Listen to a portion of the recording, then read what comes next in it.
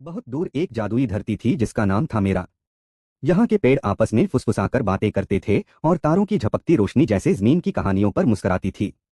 इसी रहस्यमय दुनिया के एक कोने में मुनबेरी जंगल के किनारे एक झुकी हुई झोंपड़ी में एक बूढ़ा आदमी रहता था, एवान। एवान अब अकेला था, पर वास्तव में वह कभी अकेला नहीं होता। उसके साथ रहता था उसका वफादार और सुंदर काला घोड़ा कायल, जिसकी आंखें रात के आसमान सी गहरी थीं और चाल में एक शाही ठाठ था। इसके अलावा वहां रहते थे बोलने वाले कबूतर, था असली बोलने वाले कबूतर। वे खबरें लाते, संदेश पहुंचाते और कभी कभी आपस में बहस भी करते।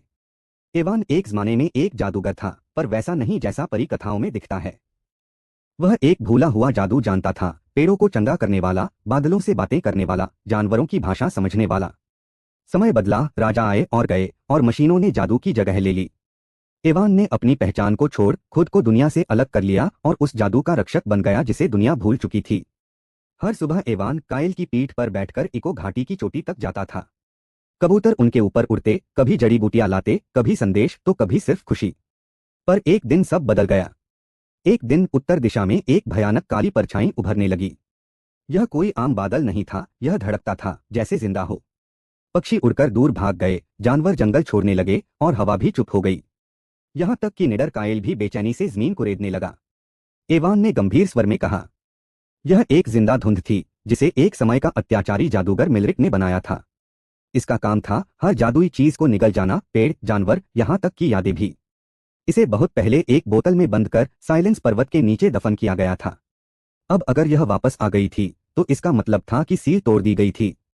कबूतरों में हड़कंप मच गया। पिप नाम का एक कबूतर एवान के कंधे पर आ बैठा, पुराने वाले। यह धुंध नदी को निगल चुकी है, पेड़ पत्थर बन रहे हैं, गानों की आवाज खो रही है। कायल ने पश्चिम की ओर देखा। एवान समझ गया, अब उन्हें हार्ट ट्री जाना होगा, जो इस धुंध के खिलाफ टिक सकता था। हार्ट ट्री मेराक के बीचों बीच था, सबसे शुद्ध और प्राचीन जादू से सुरक्षित। कहा जाता था कि अगर यह पेड़ मरा तो सारी जादुई यादें खत्म हो जाएंगी। एवान कायल पर सवार होकर निकला और कबूतर उनके ऊपर उड़ने लगे।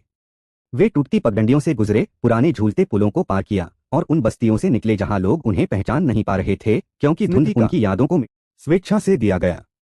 इसका मतलब था कि पेड़ को बचाने के लिए किसी को अपनी सबसे प्यारी याद त्यागनी होगी। केल आगे आया। इवान ने उसे रोका। नहीं, तुम पहले ही बहुत कुछ दे चुके हो। लेकिन केल ने सिर झुकाया और हल्के से इवान का हाथ छुआ।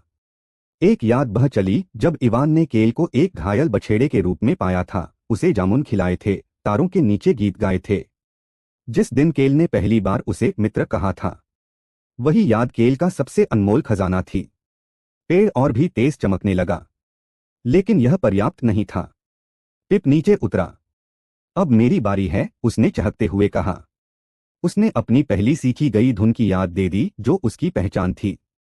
उसकी आवाज कांप उठी, लेकिन पेड़ और अधिक धड़क उठा।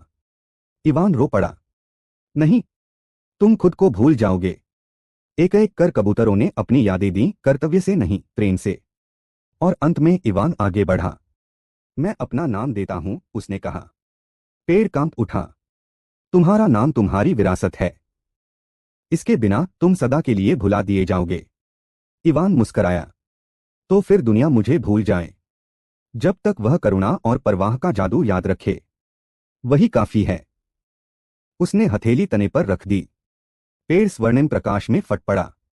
धुंध चीखती हुई भूमि पर फैली, लेकिन प्रकाश ने उसे जला दिया और बदल डाला। पक्षी फिर गाने लगे। पेड़ फिर सांस लेने लगे। नदियां हंसी। जादू केवल बचा नहीं, वह नया जन्म ले चुका था।